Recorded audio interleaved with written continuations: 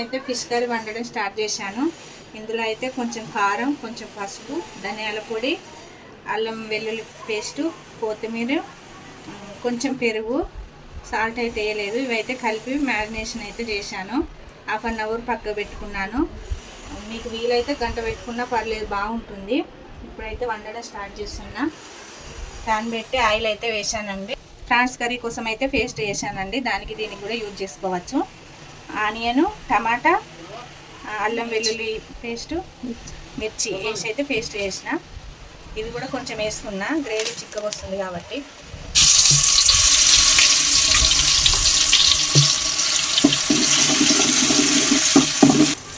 కొంచెం ఇది ఆయిల్లో ఫ్రై అయిన తర్వాత కొంచెం కళ్యామాకు, కొద్దిగా పసుపు, ఎందుకంటే అందులో వేస్తాం కాబట్టి కొంచెం వేసుకుంటే సరిపోతుంది.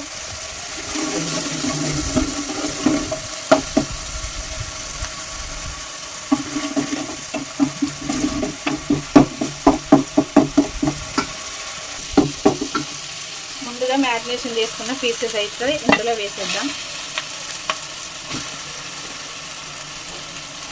కొంచెం డిఫరెంట్గా ట్రై చేస్తున్నా ఇది ఫిష్ కర్రీ.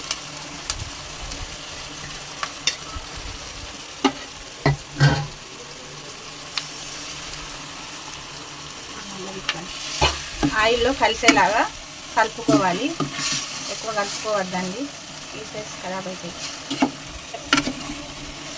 ఆయిల్లో అయితే వేసి కలుపుతున్నానండి.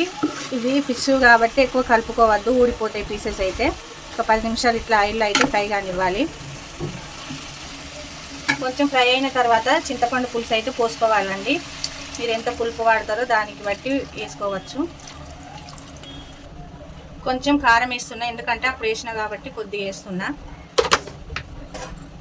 కొంచెం జీలకర్ర మెంతుల పొడి అండి, వేసుకుంటే టేస్ట్ బాగుంటుంది. చేపల కూర గ్రేవీ కూడా చిక్కగా వస్తుంది. కొంచెం సాల్ట్ వేస్తున్నా. కొంచెం స్లోగా కలుపుకోవాలి.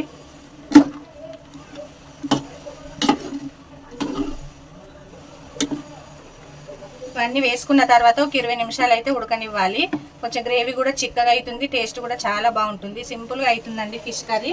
ఒకసారి ట్రై చేయండి, చాలా బాగుంటుంది. కొంతమంది ఫిష్ కర్రీ చేయాలంటే భయపడుతుంటారు కదా, ఇదైతే సింపుల్గా చేసుకోవచ్చండి, ఎవరైనా చేయొచ్చు. చాలా టేస్ట్గా కూడా ఉంటుంది. ఒకసారి ట్రై చేస్తే మీకే అర్థమవుతుంది. లాస్ట్లో అయితే కొత్తిమీర వేస్తున్నానండి. కొత్తిమీర వేసుకొని స్టవ్ ఆఫ్ చేసుకుంటే ఫైనల్గా ఫిష్ కర్రీ అయితే రెడీ అయిపోయినట్టే. హీట్ అయింది.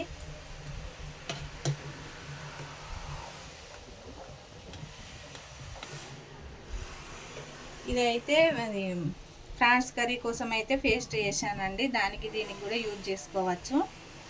ఆనియను, టమాటా, అల్లం వెల్లుల్లి పేస్టు, మిర్చి వేసి అయితే పేస్ట్ చేసిన.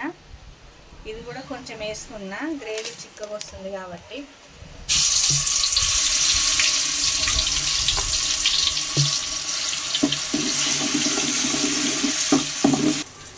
కొంచెం ఇది ఆయిల్లో ఫ్రై అయిన తర్వాత కొంచెం కళ్యామాకు,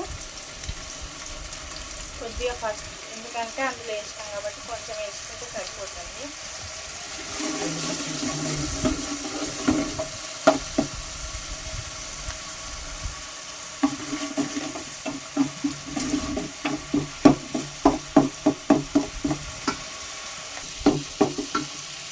ముందుగా మ్యారినేషన్ చేసుకున్న పీసెస్ అయితే ఇందులో వేసేద్దాం.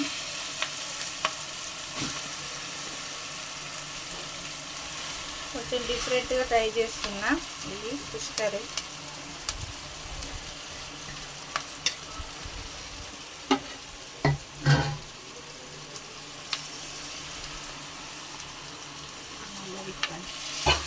ఆయిల్లో కలిసేలాగా కలుపుకోవాలి, ఎక్కువ కలుపుకోవద్దండి, పీసెస్ ఖరాబ్ అవుతాయి. ఆయిల్లో అయితే వేసి కలుపుతున్నానండి. ఇవి ఫిష్ కాబట్టి ఎక్కువ కలుపుకోవద్దు, ఊడిపోతాయి పీసెస్ అయితే. ఒక 10 నిమిషాలు ఇట్లా ఆయిల్లో అయితే ఫ్రై కానివ్వాలి. కొంచెం ఫ్రై అయిన తర్వాత చింతపండు పులుసు అయితే పోసుకోవాలండి. మీరు ఎంత పులుపు వాడతారో దానికి బట్టి వేసుకోవచ్చు. కొంచెం కారం వేస్తున్నా, ఎందుకంటే అప్పుడు వేసినా కాబట్టి కొద్దిగా వేస్తున్నా. కొంచెం జీలకర్ర మెంతుల పొడి అండి, కొంటే టేస్ట్ బాగుంటుంది. చేపల కూర గ్రేవీ కూడా చిక్కగా వస్తుంది. కొంచెం సాల్ట్ వేస్తున్నా. కొంచెం స్లోగా కలుపుకోవాలి.